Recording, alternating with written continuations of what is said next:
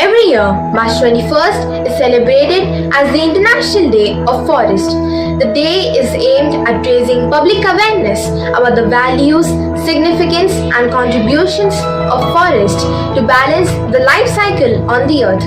Various organizations, private and government, work together on this day to enlighten people not only about the forest at large but also the trees and vegetation that exists outside of the forested areas.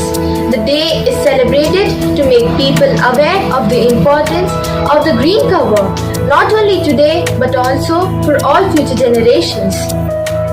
Previously, the 16th session of Conference of Food and Agricultural Organization voted for the World Forestry Day in 1971. Then, from 2007 to 2012, the Center for International Forest Research or CIFOR held 6 forest days, partnering with the Collaborative Partnership on Forests. 2011 was declared as the Year of Forests. On November 28, 2012, the United Nations General Assembly declared that March 21st shall be celebrated as the International Day of Forests. Each year, the Collaborative Partnership, which is an arm of the United Nations Forum, decides on a theme for the Forest Day. International Day of Forest 2022 theme has been declared as Forest and Biodiversity.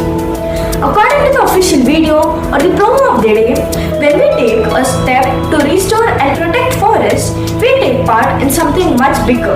It seeks to raise awareness of sustainability. Managed forests provide a wide array of contributions in this area.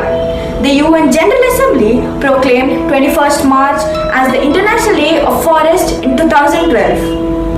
On International Day of Forest, the day represents countries to undertake local, national and international efforts to organize activities involving forest and trees such as tree planting campings. For promoting sustainable survival, we ensure that our ecosystem and species also continue to thrive. The day promotes Sustainable Development Goals (SDGs), where forest-dependent communities can also continue to grow and come out of poverty.